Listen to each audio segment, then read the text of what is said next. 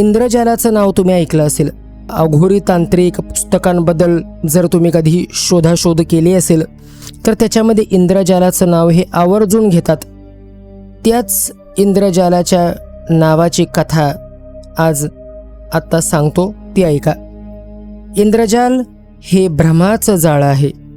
मेघनादने भगवान हनुमंतांना ज्या जाळ्यात बांधलं होतं ती एक ब्रह्मशक्ती होती, जी ब्रह्मापेक्षाही श्रेष्ठ होती.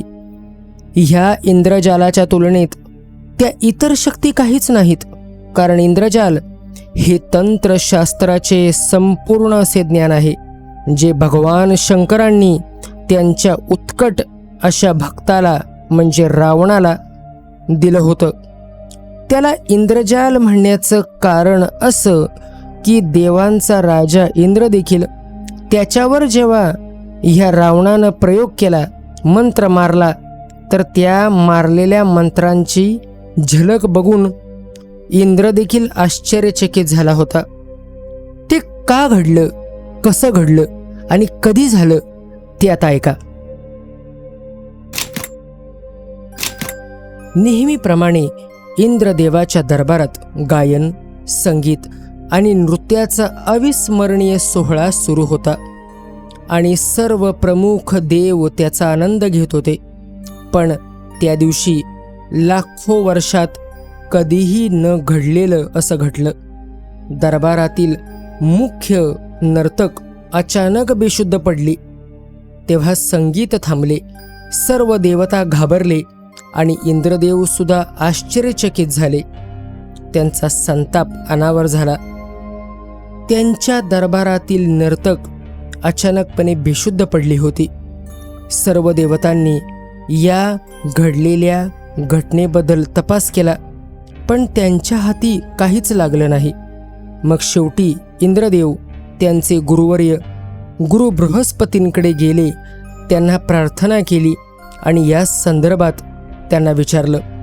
तेव्हा देव गुरु बृहस्पतींनी उत्तर दिलं, हे महाराज, त्याच्या तांत्रिक शक्तींचा वापर करून लंकेचा राक्षस राजा रावण यानं तुमचा आणि संपूर्ण देवतांचा अपमान केला आहे.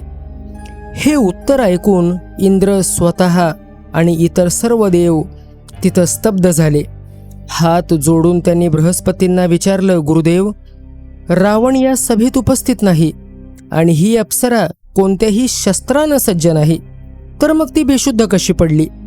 तेव्हा हसत हसत देवांचे गुरु बृहस्पती म्हणाले, हे देवांच्या राजा, तुमची बुद्धी शस्त्रांच्या पलीकडे गेलेली नाही. तंत्र आणि मंत्रांच्या शक्तीच्या तुलनेत ही शस्त्र काहीच नाहीत. शस्त्र समोरासमोर किंवा काही अंतरांवरून वापरले जातात, परंतु मंत्र हजारो लाखो मैलांवरून देखील सहजपणे वापरता येतात. आणि हे ज्ञान त्या राक्षसांच्या राजानं लोकप्रिय केलं होतं, आत्मसात केलं होतं. आणि आज त्या रावणाच्या शक्तीचा परिणाम इंद्रदेवानं त्याच्या दरबारात बघितला होता. या भ्रामक जाळ्याला इंद्रजाल हे का नाव पडलं? कारण त्यात सर्व प्रकारच्या जादुई शक्ती, विधी आणि त्यांना वापरण्याची कला, तसेच त्यांचे रहस्य, ज्याच्यामध्ये दुर्मिळ असे मंत्र होते आणि तंत्र होते, ह्या सगळ्यांचा समावेश होता. गोपनीय पद्धतीनं, कुणालाही कळू न देता गूढ पद्धतीनं ह्या कला वापरल्या जात होत्या. मग हात जोडून भगवान इंद्र म्हणाले, महाराज, या घटनेने मला आश्चर्यचकित केले आहे. कृपया मला हे यंत्र, तंत्र आणि मंत्र शिकायचे आहेत.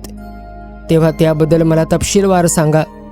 इंद्रदेवाची उत्सुकता पाहून बृहस्पतींनी सांगितले की एकदा रावणाने भगवान शंकराची कठोर अशी तपश्चर्या केली होती.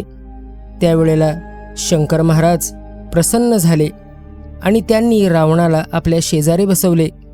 रावणाने शंकराकडून काहीही मागितले नाही, त्यामुळे महादेव अधिकच प्रसन्न झाले आणि त्यांनी रावणाला वचन दिले की तू जेव्हा कधी काही मागशील मी तुला अवश्य देईन. तेव्हा रावणाने देखील सांगितले की मी भविष्यात काहीही मागणार नाही. अनेक वर्ष गेली. एके दिवशी रावण शिवाच्या पायांची मालिश करत होता, तर भगवान शिव अनेक वर्षांनी पार्वतीसोबत विश्रांती घेत होते. त्याचवेळी पार्वतीच्या प्रश्नांवरून आणि तिच्या आग्रहावरून महादेवांनी तांत्रिक शास्त्रांचे स्पष्टीकरण आणि ज्ञान द्यायला सुरुवात केली. तांत्रिक पद्धतींचा वापर करून मानवांना जी शक्ती मिळते ती शस्त्रांपेक्षा कितीतरी अधिक पटीने शक्तिशाली असते.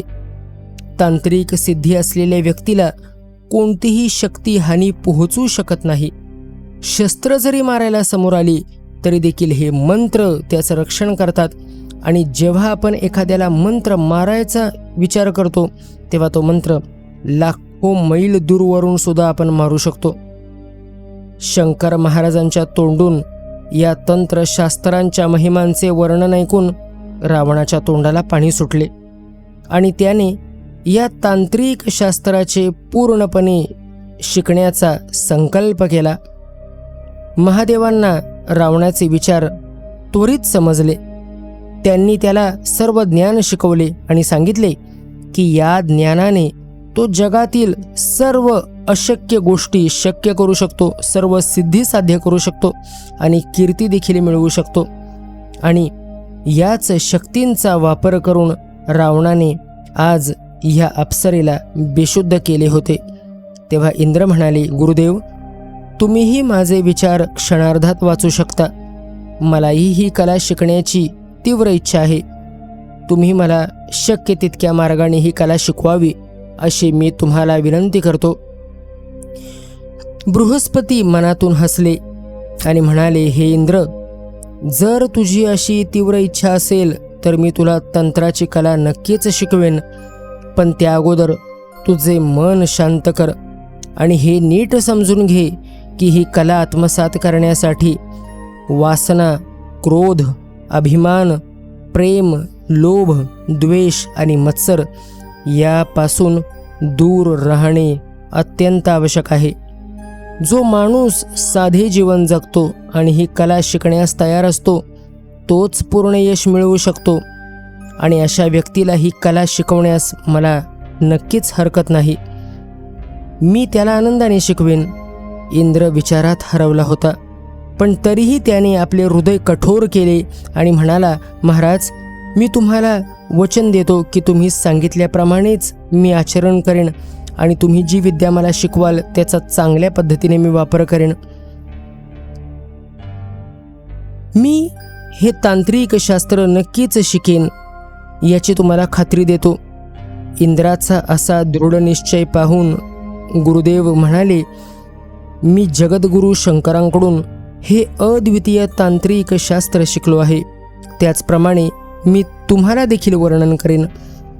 त्याच्या कृतींचे 6 प्रकार आहेत आणि 9 प्रयोग आहेत. ते म्हणजे मारण, मोहन, स्तंभन, विद्वेषण, उच्चाटन, वशीकरण, आकर्षण, यक्षिणी साधना आणि रसायन क्रिया असे 9 प्रकार.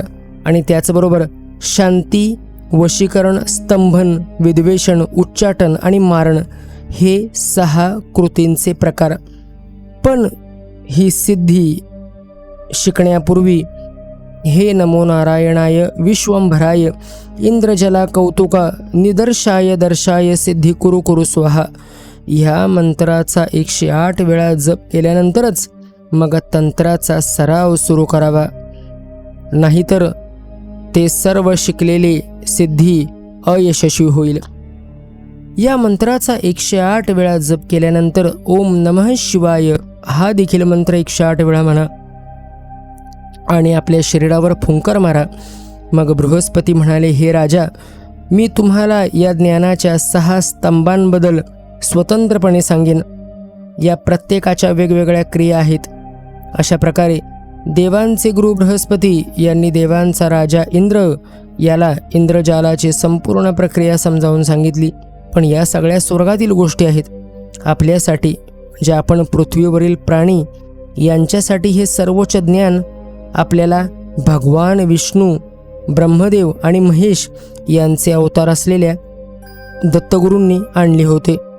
दत्तगुरूंनी हे ज्ञान लोकांच्या हितासाठी इंद्रजाल कौतुकरत्नम नावाच्या एका संस्कृत ग्रंथामध्ये सादर केले होते आणि त्याच ग्रंथामधील ही कथा आज मी तुमच्या समोर घेऊन आलो. ही कथा तुम्हाला कशी वाटली? ही जशीच्या तशी कथा आज मी तुम्हाला वर्णिली. या कथेच्या माध्यमातून तुम्ही काय शिकलात, तुम्हाला काय समजलं ते मला कमेंटमधून सांगा. आणि ह्या पुढे मंत्रांचा वापर कसा करायचा, यंत्रांचा वापर कसा करायचा आणि प्रत्येक गोष्ट, प्रत्येक संकल्प सिद्धीला जावा म्हणून कुठला यंत्र स्वतः जवळ बाळगायचा ते देखील तुम्हाला मी सांगेन. पण त्यासाठी थोडासा धीर धरा आणि प्रत्येक व्हिडिओ शेवटपर्यंत ऐकत चला, कारण तुमच्याच कल्याणासाठी मी हे व्हिडिओ घेऊन येत असतो. इथे श्री गुरु दत्तात्रेय प्रणमस्तु. श्री गुरुदेव दत्त, श्री गुरुदेव दत्त, श्री गुरुदेव दत्त.